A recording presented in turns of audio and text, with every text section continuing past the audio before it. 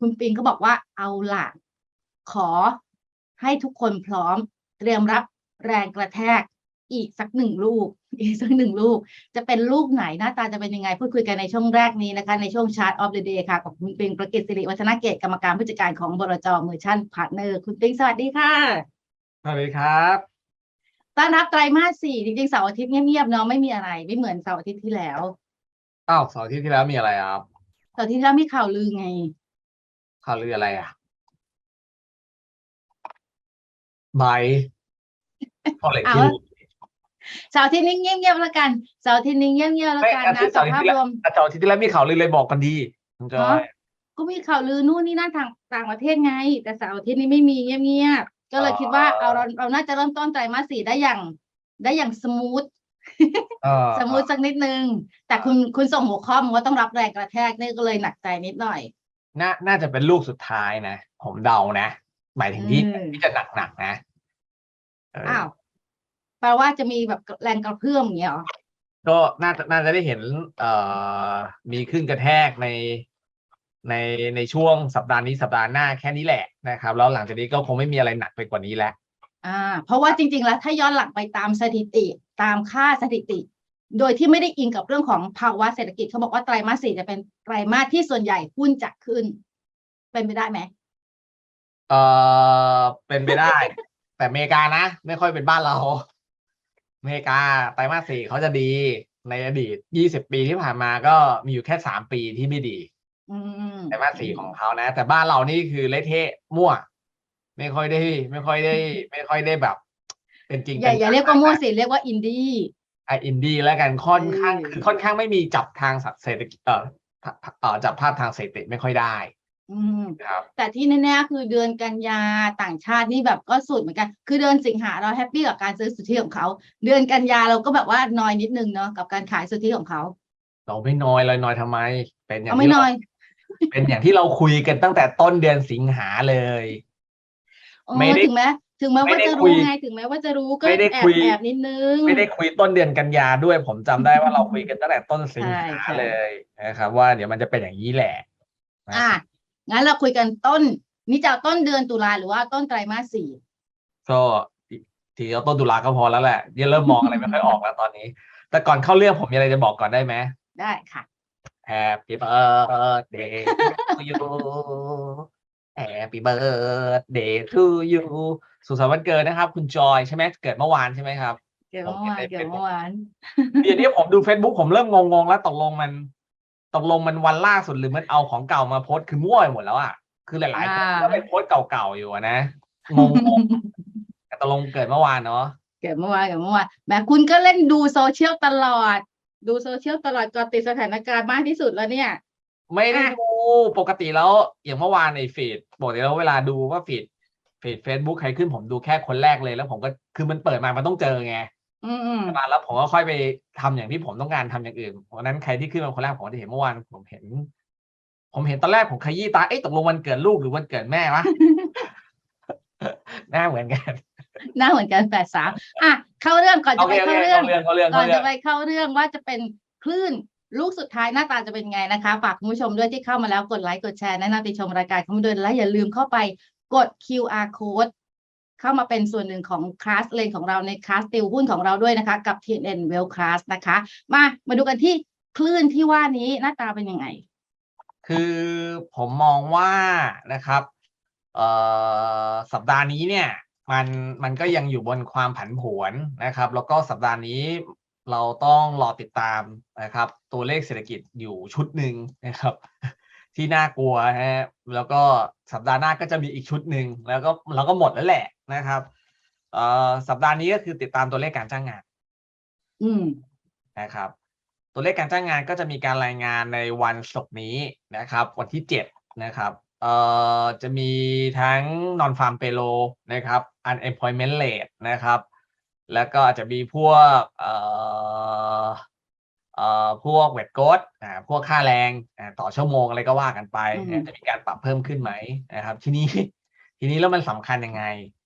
สำคัญมากๆนะครับถ้า unemployment rate ซึ่งปัจจุบันเนี่ยนะครับมันอยู่ที่ประมาณพอ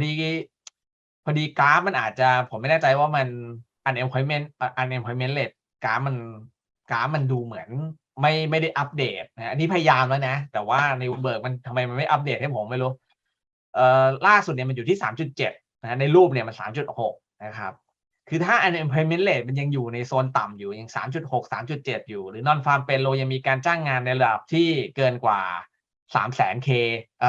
300K หรือ 300,000 ตำแหน่งเนี่ยอันเนี้ยเหนื่อยนะครับเพราะว่าถ้าเราไปดูในการคาดการณ์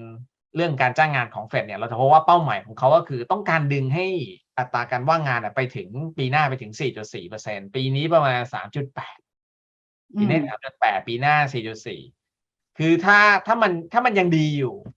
ใช่ไหมก็แปลว่ามันยังไม่ได้เป็นสิ่งที่เฟด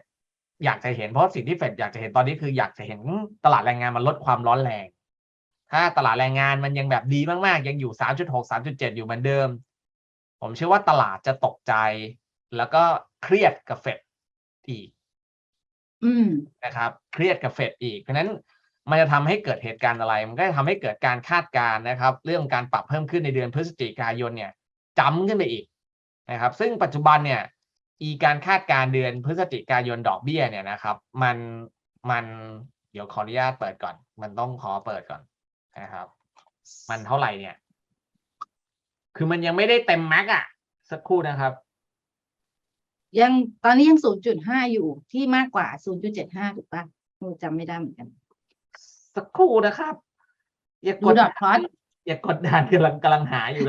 ดูในเฟดวอทโอเค CME เฟดวอทเท่าไหร่สักครู่นะครับตืดคือวันนี้มันยุ่งมากเลยไงคุณจอยเพราะว่าวันนี้เป็นวันที่ผมจะต้องกลับไปทำงานบริษัทด้วยคุณพลอยด้วยตอนนี้ความน่าจะเป็นในการที่จะขึ้นดอกเบี้ยในงวดหน้านะครับ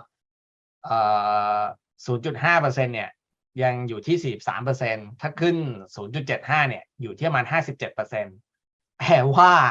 แปลว่าไอ้ที่เราเห็นลง 57% หรอ 0.75 มากกว่า57มันแน่นอนอยู่แล้วเพราะเขาเดากันแล้วอยู่แล้วพฤศจิกายนน่าจะขึ้นอีก 0.75 ธันวาคมอีก 0.5 ไงเนี่ยคือที่เขาเดากันไว้ก่อนแต่จะเห็นได้ว่าความน่าจะเป็นมันใกล้ๆกันนั่นหมายความว่าไอ้ที่เราเห็นหุ้นแย่ๆตอนนี้มันยังไม่ได้ไพร์อินเรื่องนี้มากนักงงว่าคือถ้ามันความน่าจะเป็นแบบเยอะๆคนก็จะแบบเอาแล้วเอาขึ้นแน่เงี้ยมันก็จะแอคชั่นลงไปในราคาแต่ตอนนี้เท่ากับว่า57-43เนี่ยมันยังไม่ได้ถือว่าไพร์อินเยอะนะครับถ้า unemployment rate non farm payroll ออกมาดีจัดๆเนี่ยนะครับอีกความน่าจะเป็น 0.75 มันจะพุ่งขึ้นเท่ากับว่ามันจะเป็นขึ้นกระแทกที่ผมบอกให้รอไงมันจะเป็นขึ้นกระแทกเพราะคนก็จะเชื่อเอาแล้วไม่รอด 0.75 ไม่มีความหวังอีกแล้วจากเดิมที่อาจจะมีความหวังว่าเฟดน่าจะเบาๆได้แล้วช่วงปลายปีอะไรเงี้ยกลายเป็นว่าเขาจะไม่มีความหวังหุ้นมันก็จะตูมมาอีกรอบหนึ่งทีนี้ตูมรอบนี้ยังไม่จบอาทิตย์หน้ามีการรายงานตัวเลขเงินเฟ้ออีก13เนี่ยมีการรายงานก็จะเป็นอีกดอกสุดท้ายแน่นอนเพราะผมเชื่อว่าตัวเลขเงินเฟ้อถ้าไม่ได้มีอะไรนะฮะจริงๆแล้วมันต้องเริ่มแผ่วอย่างเห็นได้ชัดก็ลุ้นกันแค่13ตุลาคมเนี่ยมันน่าจะเป็นการส่งสัญญาณที่ชัดเจนแล้วแหละว่าจะเริ่มแผ่วจริงๆในตัวเงินเฟ้อตลาดมันก็จะมาถึงจุดที่พอแล้วสำหรับเรื่องเงินเฟ้อเฟดถูกแล้วแหละก็ขึ้นกระแทกเนี่ยกำลังจะมาในช่วงอาทิตย์2อาทิตย์นี้แล้วผมคิดว่านับจากนี้น่าจะเริ่มยั้งได้ละหมายถึงอเมริกานะส่วนบ้านเรามันแข็งด้วยตัวมันเองอยู่แล้วเดี๋ยวพอลงมาต่ำกว่า 1,580 variation มันก็จะเริ่มน่าสนใจมันก็จะลงยากมากขึ้นนะครับก็จริงๆก็คุณอยากเห็น PE แถวๆเท่าไหร่ 16.5 ใช่เหรอใช่ 16.5 ก็ประมาณ 1,550 ถึง 1,580 เนี่ยก็เป็นโซนที่เขาคงเริ่มเก็บกันได้บ้างเก็บกันละแต่ก็ไม่แน่นอนมีแต่เพราะดูจากอาการตลาดในที่ผ่านมามันก็ดูงองแงแปลกๆก็ต้องระวังด้วยก็ต้องเฝ้าครับเพราะว่ามันอาจจะเกิดเหตุการณ์คือฟันโฟไหลออกอย่างจริงจังก็ได้โดยเฉพาะเมื่อวันศุกร์ที่ผ่านมาเราเห็นอะไรครับใน TFEC เห็นปะเห็นเลย TFEC ก็หายไป 50,000 สัญญาไงเป็นไปอย่างที่เราคุยกันป่ะตั้งแต่ต้นกันยาเลยที่เราให้ระวังว่า position เขายิ่งเปิดลองมาเยอะๆยิ่งน่ากลัวมาก